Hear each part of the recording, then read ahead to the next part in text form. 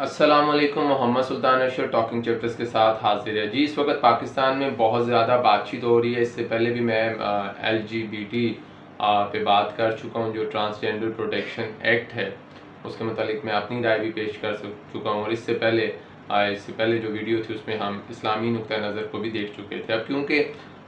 ये जो एक्ट है इसके अगेंस्ट पटिशन दायर हो चुकी है शरिया कोर्ट में, और पूरे मुल्क में बहुत ज़्यादा जो है इसके ख़िलाफ़ प्रोटेस्ट किया जा रहा है। आप हर किस्म के प्लेटफॉर्म पे देख सकते हैं, मेन स्ट्रीम मीडिया चैनल्स पे भी आप देख सकते हैं और सोशल मीडिया प्लेटफॉर्म्स पे भी आप देख सकते हैं कि आम पाकिस्तानी से लेकर ख़ास पाकिस्तानी तमाम के तमाम लोग जो हैं वो इस ट्रांसजेंडर प्रोटेक्शन एक्ट 2018 को लेकर प्रोटेस्ट कर रहे हैं। जैसे कि मैंने पहले बात की थी कि हम इंटरसेक्स, मुखन्नस, हिजरों या जो खुसरे हैं उनके हकूक़ के ख़िलाफ़ नहीं हैं बहैसियत पाकिस्तानी। हम जो हैं, जो इस एक्ट के जो मसाइल हैं, जो इससे पेचीदगियाँ पैदा होने जा रही हैं पाकिस्तान में आने वाले वक्तों में, और उसके ख़िलाफ़ हैं। और सबसे बड़ा जो मसला है, ये पाकिस्तान जो है, ये रियासत पाकिस्तान ये इस्लाम के नाम पे बनाई गई थी, और पाकिस्तान में कोई भी ऐसा कानून नहीं बन सकता जो कि गैर इस्लामी हो। आज मेरी खुशकिस्मती है कि मेरे साथ हाई कोर्ट के एडवोकेट जनाब अदनान नज़ीर साहब मौजूद हैं, और उनसे हम कानूनी राय लेंगे और उनसे हम पूछेंगे कि आखिर ये एक्ट है क्या। जी अदनान साहब, आपका बहुत शुक्रिया जी, आपने टाइम दिया। जी अस्सलाम वालेकुम। सबसे पहले आपका शुक्रिया, टॉकिंग चैप्टर का शुक्रिया कि जिन्होंने मुझे इनवाइट किया और इस हवाले से जो अहम डिस्कशन है उसके हवाले से मुझे बात करने का मौका दिया। जी अदनान साहब, आप बताइएगा कि ये जो ट्रांसजेंडर प्रोटेक्शन एक्ट है ये कब और किस पार्टी की तरफ से पेश किया गया, और पाकिस्तान के पार्लिमान में बैठी कौन कौन सी पार्टियां इस एक्ट को मंजूर करवाने की ज़िम्मेदार है, और कोई ऐसी पार्टी है भी जिसने पार्लिमान में बैठकर इसके ख़िलाफ़ जो है वो वोट दिया हो। जी अदनान साहब। इसमें जो ट्रांसजेंडर एक्ट 2018 है कि उसको शाहिद खान अब्बासी के दौरे हुकूमत, जो कि मुस्लिम लीग नवाज़ की थी, उस दौरे हुकूमत में पीपल्स पार्टी की जानिब से इसको पेश किया गया, जिसकी बाकायदा तौर पर तमाम सियासी जमातों ने इसकी जो है ना कि इसमें इसको सपोर्ट किया गया। और उसके बाद जो है इसको जो है ना कि सदर की मंजूरी के बाद, पार्लिमान और सदर की मंजूरी के बाद इसको 18 मई 2018 को जो है इसको बिल को मंजूर कर लिया गया। इसमें जो तमाम सरकारी पार्लिमानी पार्टीज़ के अलावा कुछ एक जमात, जैसे कि जमात इस्लामी के हवाले से देखा जाए और तहरीक लब्बैक पाकिस्तान के हवाले से देखा जाए, इन्होंने इस कानून की मुखालफत की है, और बाकी तमाम सरकारी जो पार्लिमानी पार्टीज़ हैं उन्होंने इसके हक़ में जो है ना कि करारदाद को मंजूर करने की कोशिश की गई है। जी, यानी इससे अंदाज़ा होता है कि पाकिस्तान की तमाम पार्लिमानी पार्टियां, चाहे वो PTI हो, चाहे नून लीग हो, चाहे पीपल्स पार्टी हो, ये बहुत से मामलात में तो इख्तलाफ रखती हैं, लेकिन जहां इस्लाम या सकाफ़त या कल्चर को प्रोटेक्ट करने की बात है, तहज़ीब को प्रोटेक्ट करने की बात है, तो ये सब पाकिस्तान की तहज़ीब और पाकिस्तान में मौजूद जो इस्लाम है उसको तहवाला करना चाहते हैं। एडवोकेट साहब, क्या ये कानून इंटरसेक्स लोगों के तहफ़्फ़ुज़ के लिए बनाया गया है? और काइंडली ज़रा रोशनी डालिएगा कि इंटरसेक्स कहते किसे हैं, ये इंटरसेक्स लोग हैं कौन? जी। इंटरसेक्स जो लोग हैं उसमें खुसरा, हिजरा, मुखन्नस वगैरह जो हजरात जो कि पैदाइशी तौर पर उसमें नक्स पैदा हो जाता है या कोई ऐसा डिफ़ॉल्ट आ जाता है जिसमें वो सेक्सुअल जो है ना कि इंटरकोर्स या उनमें सेक्सुअल है उसमें वो नहीं पाई जाती, इसको जो है ना कि वो इंटरसेक्स कहा जाता है। इस हवाले से अगर बात की जाए तो उसमें अगर इंटरसेक्स के हवाले तक अगर ये बात रहे तो ये एक बहुत अच्छी चीज़ है। इनके हकूक़ के लिए करना चाहिए काम, उनके तहफ़्फ़ुज़ और उनकी मेंटली तौर पर जो इनकी जो रिहैबिलिटेशन के हवाले से है उस पर लाजमी तौर पर यह कानून होना चाहिए, ताकि उनको भी एक बाइज़्ज़त शहरी के तौर पर पाकिस्तान में उनको वो मुकाम मिलना चाहिए कि जो कि इस वक्त काफ़ी जगह पर दिया नहीं जा रहा। जी, जिस तरह के एक आम पाकिस्तानी जो है, मेरे जैसा या आप जैसा, उसे पाकिस्तान में जितने भी हकूक़ हासिल हैं वो तमाम हकूक़ इन इंटरसेक्स लोगों के लिए होने चाहिए, और आई बिलीव दिए जाते हैं। तो अगर ये इतना अच्छा कानून है, अगर ये इतना अच्छा लॉ है जिसमें हम अपने जो इंटरसेक्स पर्सनस हैं, हिजड़े हैं, मुखन्नस हैं, खुसरे हैं, उनके हकूक़ का तहफ़्फ़ुज़ है और उनके हकूक़ के तहफ़्फ़ुज़ के लिए काम हो रहा है, तो फिर इस बिल को लेकर सड़कों पर, चौराहों पर, सोशल मीडिया प्लेटफॉर्म्स पर क्यों इतना वावेला हो रहा है? क्यों हमारा जो रिलीजियस स्कूल ऑफ थॉट है और एक बड़ी तादाद आम पाकिस्तानियों की, वो इस कानून के ख़िलाफ़ क्यों है? क्यों, इसमें क्या मसाइल हैं? जी ज़रा बताइएगा। देखिए सुल्तान साहब, इसमें बात जो इशू इसमें ये है कि मुखन्नस की हद तक इंटरसेक्स के हवाले से अगर वो स्पेशल पर्सन है, उन हवाले से अगर बात की जाए तो इसमें कोई मुज़ायका नहीं है, उनको मिलने चाहिए कुछ। लेकिन एक ये जो कानून है ट्रांसजेंडर एक्ट 2018 एक अम्ब्रेला एक शक्ल की जो दे रहा है। हम इस अम्ब्रेला के अंदर LGBT जो है, जिसमें लेस्बियन एंड उसमें गेज हैं, उसके बाद जो होमोसेक्सुअलिटीज़ वगैरह जी, ये जो लोग इस प्रोटेक्शन, इसको भी इनमें मज़ीद प्रोटेक्शन दी जा रही है, जो कि आने वाले वक्त में लोगों के लिए काफ़ी मसाइल पैदा करेंगे। यानी ये एक अम्ब्रेला है LGBT जी। ये तो फहाशी और बेहयाई और किसी हद तक अगर हम देखें तो ये आगे जाके जो है वो कौम लूत की जो है ना, कि इसमें जो कौम लूत के हवाले से अगर देखा जाए तो वो ही चीज़ की तरफ जो है ना, कि ये हमारे कदम चल रहे हैं कि जिसको हमने ट्रांसजेंडर एक्ट की सूरत में अगर स्टार्ट लिया गया है। जी एडवोकेट साहब, कानूनी नुक्ता नज़र से आपको इसमें क्या सुकर नज़र आ रहा है, क्या मसाइल नज़र आ रहे हैं आपको? हमें किसी जो एक्ट है इधर से कोई रेफरेंस दे के कोई हमें बताइएगा। जी, इसमें से जो अगर बात की जाए ना, तो सेक्शन 3 और सब सेक्शन 3 जो उसका है, उसमें इसमें लिखा है वाज़ेह तौर पे, मैं आपको पढ़ के सुनाता हूँ कि every transgender person being the citizen of Pakistan who has attend the age of 18 years shall have the right to get himself or herself registered according to his self-perceived gender identity with NADRA। इसमें और इसी में section जो sub section 4 है, उसमें भी यही चीज़ बात की गई है कि अगर वो 18 years में transgender person to home CNSE has already been issued by NADRA shall be allowed to change their name and gender according to his or her self perceived. इसमें अगर हम इस हवाले से अगर बात की जाए तो इसमें जो सेल्फ परसीव्ड का जिक्र किया गया है, जो कि इंतहाई जो है गलत है, गैर कानूनी है, गैर इस्लामी है, कि अगर एक अल्लाह ताला ने एक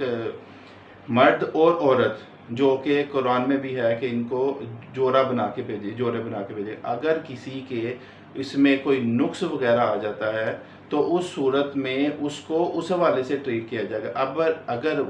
अगर कानूनी तौर, अगर कुदरती तौर पर उसमें कोई नुक्स रह जाता है, अगर वो मेल पैदा हुआ है या फीमेल पैदा हुई है, तो उस सूरत में उसको उसकी रिहेबिलिटेशन उसकी बीमारी के हवाले से देखा जाए। और इसमें अगर हम बात करेंगे कि वो अगर बतौर मर्द 18 साल तक अगर वो रहा है,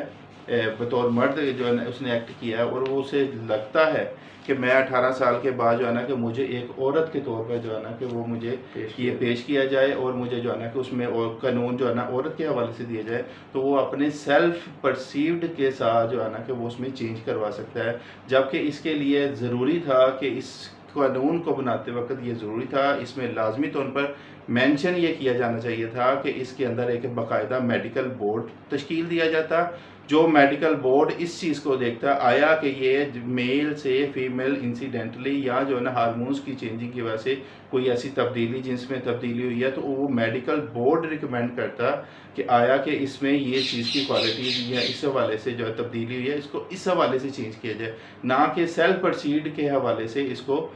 चेंज किया जाए। अब कोई एक मर्द कल को 18 साल के, अब देखेंगे काफ़ी अखबारात में, इश्तिहारात में आ रहे हैं कि वो जेंडर चेंज करने के हवाले से अगर कोई मर्द इसी हवाले से सेल्फ परसीव्ड को मद्देनज़र रखते हुए अपनी जेंडर चेंज करवाने के लिए नादरा के पास चला जाता है, उसमें अपने बतौर औरत इसको जो है ना कि वो उसको चेंज करवाता है, तब्दील करवाता है, तो उस हवाले से काफ़ी नुकाइश पैदा होंगे, इस हवाले से काफ़ी माशरती बदअमनियाँ पैदा होंगी, जिसमें औरतों के हकूक़, औरतों के डिफरेंट मुकामात हैं, उसके अंदर इनकी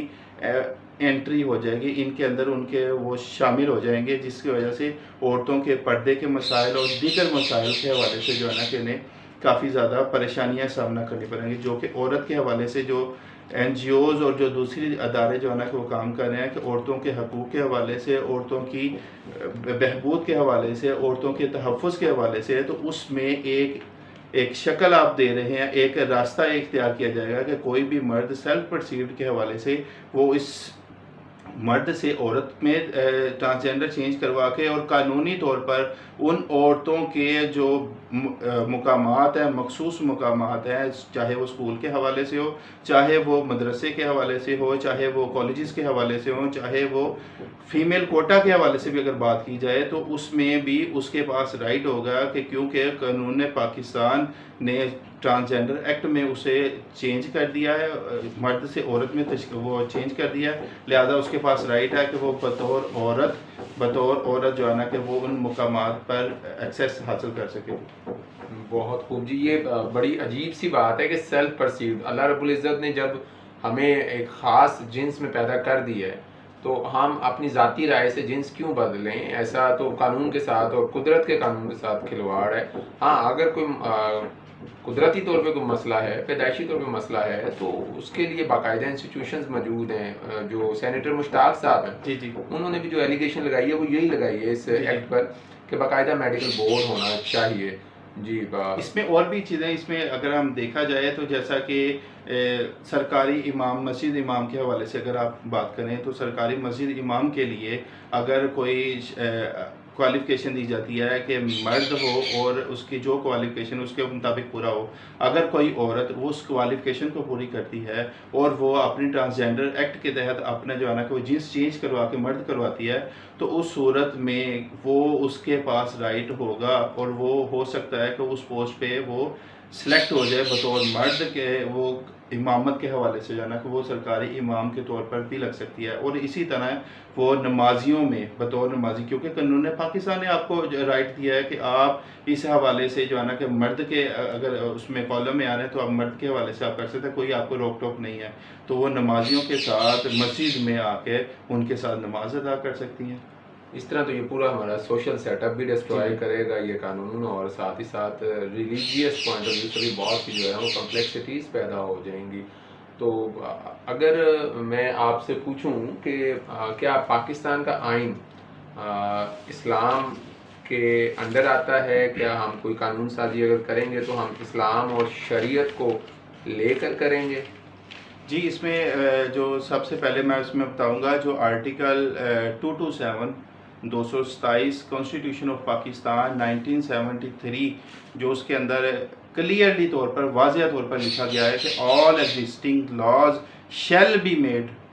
B brought in conformity with the injunction of Islam as laid down in Holy Quran and Sunnah, and no law shall be enacted with the repugnant to such injunction। इसमें आर्टिकल जो constitution of Pakistan का है ये बिल्कुल वाज़िया तौर पर लिखा गया है कि जितने भी कवानीन इस हवाले से जो आएंगे वो with the injunction of Islam as laid down in holy Quran and Sunnah के मुनाफी नहीं होंगे। हमारा पाकिस्तान इस्लामी जमहूरिया पाकिस्तान है, उसमें कानून के हवाले से 1973 के कानून में क्लियरली तौर पर वाज़िया तौर पर अगर इस चीज़ के हवाले से वो लिखा गया है तो ये तो इस कानून की भी वायलेशन है। और इसके अलावा जो दीगर कवानीन है उनमें भी हमें जो है ना कि इस हवाले से सिर्फ इस ट्रांसजेंडर एक्ट 2018 की वजह से बाकी तमाम कवानीन में तब्दीलियां करना पड़ेंगी, क्योंकि इसके अंदर बहुत से मसाइल पैदा होंगे। एडवोकेट साहब, ये जो ट्रांसजेंडर प्रोटेक्शन एक्ट 2018 है, ये इन फ्यूचर पाकिस्तान में कौन कौन से कानूनी मसाइल, कानूनी पेचीदगियाँ जो है वो पैदा कर सकता है? काइंडली बताइएगा। इसमें बहुत सी कानूनी पेचीदगियाँ जो है ना कि इसमें शामिल है, जैसा कि विरासत के मसाइल हैं। विरासत के अंदर जैसा कि इस्लाम ने जो है ना कि विरासत में हर एक का हिस्सा डिक्लेयर किया है कि चाहे वो मर्द है, औरत है, बेवा है, या जो है ना कि वो उसमें हर एक कवानीन का कुरान ने इसमें जो है ना कि बताया गया है इसमें सारा। अब इस हवाले से अगर देखा जाए कि जैसा कि मर्द के हवाले से अगर मैं आम ज़ुबान में समझाऊँ तो मर्द के 2 हिस्से विरासत के अंदर शामिल है और औरत का एक हिस्सा शामिल है। अब अगर कोई शख्स इस चीज़ से फ़ायदा उठाने के लिए ये करे कि अगर औरत के हवाले से उसे आधा हिस्सा मिले या एक कह ले, अगर एक आधा हिस्सा मिले तो उस हवाले से वो अपने हिस्से को डबल करने के लिए और मर्द के बराबर आने के लिए वो सबसे पहले वो अपनी ट्रांसजेंडर चेंज करवाएगा, क्योंकि आईन पाकिस्तान ने 2018 जो ट्रांसजेंडर एक्ट है उसमें कहा गया है कि वो सेल्फ परसीव्ड के ज़रिए अपने जेंडर को चेंज कर सकता है। अगर उस जेंडर को चेंज कर लेगा तो जिस वक्त विरासत के मसाइल पैदा होंगे सबसे पहले वो अपनी ट्रांसजेंडर चेंज करेगा और मर्द के मुताबिक जो उसका अपना हिस्सा जो है ना वो उसमें से कलेक्ट कर लेगा। कोई हाल ही में आप कोई हमें मिसाल बता सकते हैं इस एक्ट के आने के बाद, क्योंकि ऐसा वाक़या जिससे हमें सबक सीखना चाहिए, कोई आपकी नज़र से गुजरा हो? बड़ा ही अजीब व गरीब वाक़या जो कि सोशल मीडिया पे जो है ना कि जिस पे मैंने देखा कि एक पुलिस ऑफिसर जो कि बतौर कांस्टेबल उसमें एज अ मर्द में जो है ना कि वो उसने वो पास किया और वो उसमें जो है ना कि बतौर मुलाजमत करती रही हैं और कुछ उसका हुलिये की वजह से वो औरत की तरह जो है ना कि उनका हुलिया था और औरत ही की तरह का वो जो है ना कि वो लिबास पहनती थी और इसी डिपार्टमेंट के ज़रिए उसी डिपार्टमेंट में उन्होंने बतौर लेडी कांस्टेबल की तरह उन्होंने ड्यूटी सर अंजाम दी, जिसमें वो सर्चिंग गेट पे जो है ना कि उनकी ड्यूटी लगती रही है। उस ड्यूटी पे उन्होंने लेडीज़ के हवाले से लेडी को काफ़ी ज़्यादा उनके मतलब सर्चिंग करते रही हैं। तो इस सूरत में औरतों के हवाले से, औरतों की पर्दा के हवाले से, औरतों की अलहदा से सर्चिंग के हवाले से, ताकि कोई मर्द हजरात या कोई ऐसा जो है ना कि वो शख्स उनको तलाशी के वक्त ना देख सके, जिसके लिए उन्होंने जैसे देखा होगा आपने अक्सर के कैबिन वगैरह बनाए थे ताकि आसानी से बाइज्जत तरीके से उनकी सर्चिंग की जाए। अगर इसी हवाले से अगर देखा जाए कि अगर कोई मर्द अपने आप को बतौर औरत डिक्लेयर करता है, बतौर औरत जो है ना कि उसमें नादरा में रजिस्टर करवाता है और वो किसी ऐसी सिक्योरिटी अदारे के अंदर या किसी पुलिस के अंदर जॉब करता है जिसकी ड्यूटी ऐसे सर्चिंग गेट पे लग जाती है जिसमें औरतों को उसने चेक करना है, तो वही मर्द जब औरतों की तलाशी लेगा तो ये एक खुला इस्लाम की भी वायलेशन है और जो है ना कि इसमें बेतहाशा इसके जिनसी हरासमेंट जो है ना कि वो उसमें शामिल होगी।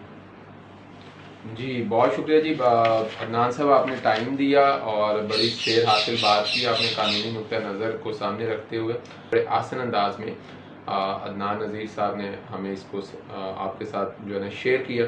जी अदनान नज़ीर साहब, आपको बहुत शुक्रिया, कुछ कहना चाहेंगे आप? ये माशाल्लाह से बहुत अच्छा चैनल चल रहा है। मैं अपने तमाम जो देखने वाले दोस्त हैं उनको, बहनों को, बेटियों को, बच्चों को और सबको ये मैसेज दूंगा कि इस तरह के इंफॉर्मेटिव चैनल लाजमी होने चाहिए और उनकी लाजमी तौर पर पजीराई होनी चाहिए। आपका शुक्रिया, आपकी टीम का शुक्रिया, टॉकिंग चैप्टर का शुक्रिया। मैं तमाम दोस्तों से गुजारिश भी करूँगा कि इस चैनल को देखें भी, लाइक भी करें, सब्सक्राइब भी करें। जी बहुत शुक्रिया जी नाजरीन, अपना बहुत सा ख्याल रखिएगा। इंशाल्लाह जल्द मज़ीद